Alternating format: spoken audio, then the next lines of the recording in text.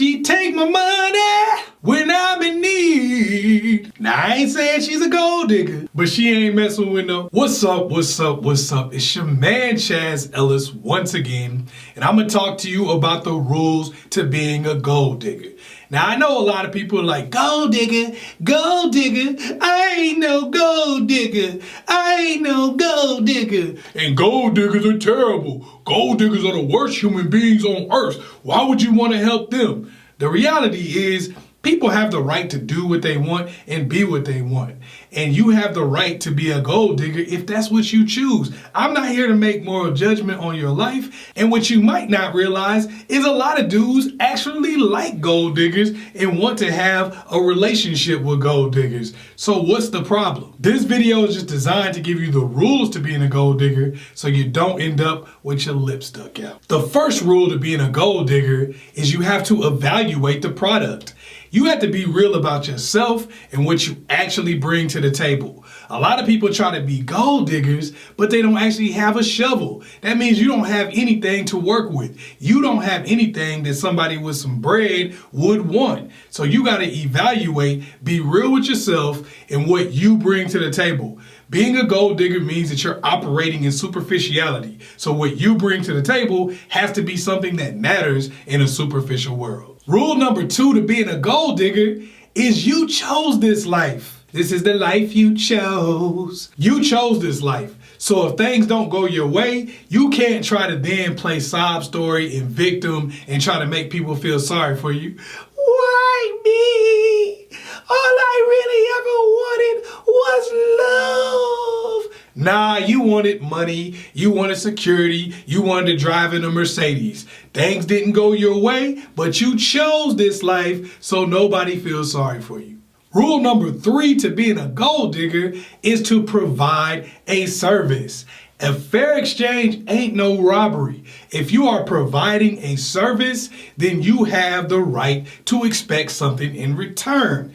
If you're not providing anything, then you can't expect anything. Now, I'm not saying you got to provide the smashery, but I am saying that you have to provide something that's of real value. It could be cooking, it could be cleaning, it could be helping people with legal advice, whatever it is you want. But you have to provide something of value. Otherwise, the gold digger move isn't going to work. Rule number 4, money first. If you want to be a gold digger, you got to get the money first. What did a pimp say? Purse first, ass last.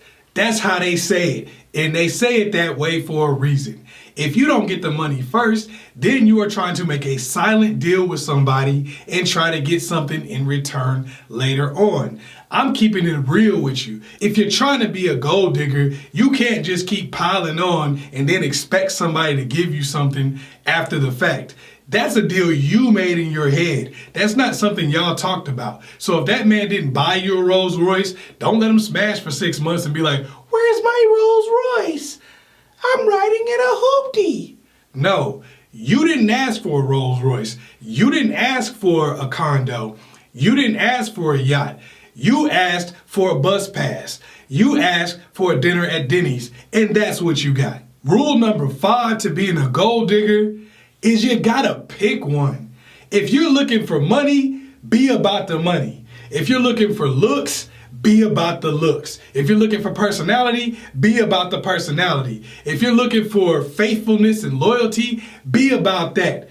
And maybe you can be about the other ones, but if you want to put money into that equation, you got to be about that money. You got to be about that bread. Somebody who's super good looking may not have a whole lot of money, and if they do, they probably don't want to give it to you. Somebody with a great personality who can use that to get women probably don't want to give you money, so you're probably not going to get it from them. But you will get money from somebody who has that to offer. Now, they may have all the other stuff, and that could be great, but those got to be bonuses. If you want the money, you got to focus on the money. Rule number 6 to being a gold digger is everybody is replaceable. If you want to be in this gold digging game, you have to understand that everybody is replaceable, even you. Even you. That means that you gotta always be finding something new to go to, and you gotta understand that they're gonna be looking for somebody new to go to. You're gonna keep getting older. Your looks are gonna fade at some point, and they're gonna wanna replace you with somebody who is probably a younger model, since both of y'all just want the bread. So you gotta understand that, so you gotta think that that's going to happen. You also gotta realize that just because that dude has money doesn't mean that he's the only person in the world who has money. Other people have money also, which makes him replaceable as long as you keep the product up. As long as you look good, as long as you keep yourself in the same shape, as long as you keep your game tight, as long as you know how to talk to these guys, you are going to keep finding new people. So everybody is replaceable. Rule number 7 to the gold digger lifestyle is you can't catch feelings. Let's refer back to rule number 2. You chose this life. So you can't catch feelings for somebody, then try to change the rules. I was playing you at first for the money, but now I love you. You're everything to me. If they don't feel the same way, you can't get mad. Don't start with the sob stories. Why me? Why you? Because you chose this life. You can't sit up here and catch feelings and think things are going to change. Y'all already had an arrangement. Y'all already had a system set up. You got some bread.